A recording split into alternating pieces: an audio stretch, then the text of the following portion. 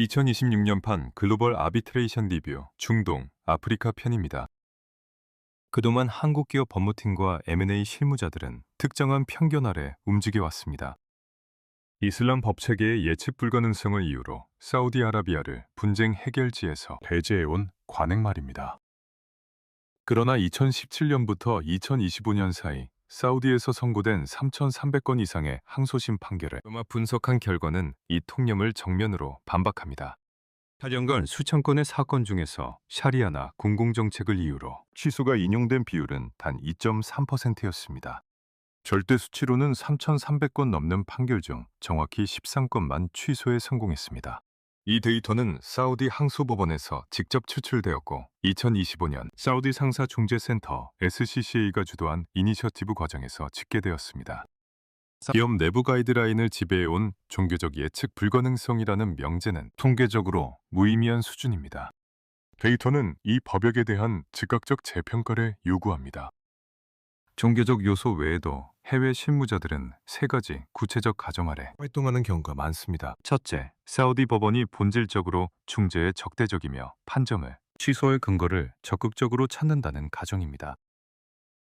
이 차트는 최근 보고기관에 제기된 184건의 취소 신청 결과를 보여줍니다. 항소법원은 그중 164건을 전부 기각했습니다. 기각률 89.1%입니다. 둘째, 현지 법관이 분쟁의 실체적 본안에 개입할 것이라는 가정입니다.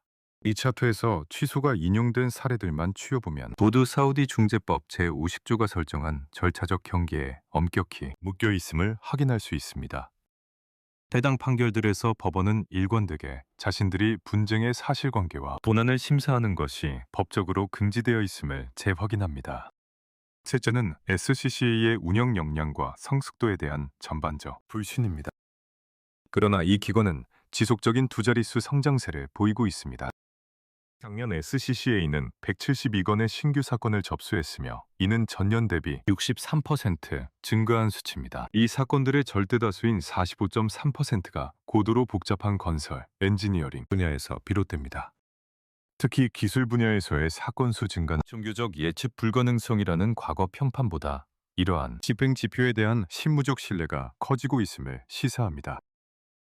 법관이 이 규칙들을 실제로 어떻게 적용하는지 이해하려면 최근 연구에서 샤리아 원칙을 근거로 판정이 취소된 유일한 사례를 살펴봐야 합니다.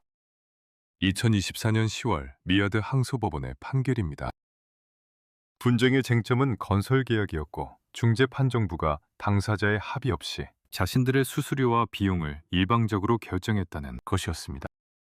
신청인은 이 행위가 사우디 중재법 제24조를 위반했다고 주장했습니다. 제24조는 당사자 간 합의가 없을 때 중재인 수수료는 관할 법원이 결정해야 한다고 규정합니다.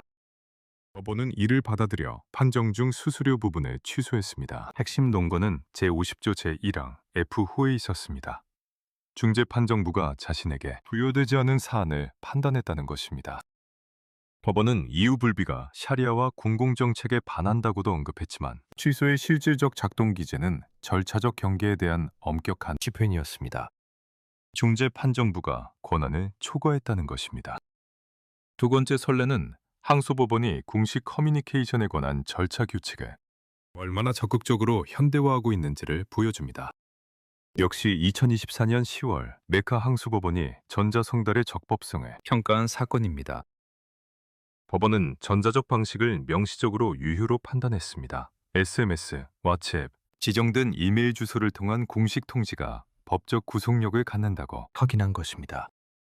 이 판결은 명확한 법적 기준을 세웠습니다. 지정된 전자주소로의 전달 증명이 곧 유효한 성달을 성립시킨다는 것입니다. 사우디 항소법원은 구시대적이거나 실체적, 종교적 개입이 아니라 유인시트럴 기준에 부합하는 현대적 절차 엄격성을 행사하고 있습니다. 사법부가 이미 이러한 현대적 기준을 적용하는 가운데 입법부도 이를 성문화하는 작업에 착수했습니다. 이 매트릭스는 2025년 중재법 개정안을 추적합니다. 사우디 법제를 UNCTRAL 모델법에 정렬시키려는 정교한 시도입니다. 제11조는 당사자들이 중재합의의 중거법을 선택할 권리를 명시적으로 보장합니다. 제14조는 당사자가 법률가 대신 기술 전문가를 중재인으로 선임할 수 있게 합니다. 제27조는 중재인 면책을 도입합니다. 사기의 경우를 제외하고 중재인이 책임에서 보호받는 법적 면책입니다. 마지막으로 제37조와 제43조는 제3자 참가와 관련 중재, 병합을 명시적으로 허용합니다. 제8조는 앞서 살펴본 최근 판례를 공식적으로 성문화합니다. 복잡한 다당사자 M&A 및 인프라 분쟁을 관리하는 법무팀을 위한 전자통지의 유효성을 인정하는 조항입니다. 이러한 절차적 도구들은 확립된 국제표준을 통한 국경 간 분쟁 해결을 용이하게 합니다. 개정안에서 가장 중요한 변화는 공공부문 중재 가능성에 관한 것입니다. 개정안은 정부기관이 중재에 합의하기 전 총리의 사전 승인을 받아야 한다는 요건을 삭제합니다. 나아가 제28조는 조기 관할 이의를 도입해 중재가 진행되는 동안에도 당사자가 관할 법원에 구제를 청구할 수 있도록 합니다. 이 개정안은 국제 실무자들이 왕국을 중재지로 선택하지 못하게 만들어온 주된 구조적 마찰 지점을 정조준합니다. 한국인프라, 건설, M&A 법무팀의 특히 중요한 지점입니다. 이 데이터는 수정된 운영 전략을 요구합니다.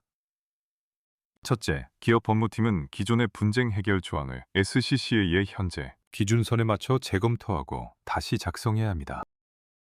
둘째, 사우디 정부 프로젝트에 대한 협상 전략을 사전 승인 요건, 의지를 전제로 재조정해야 합니다.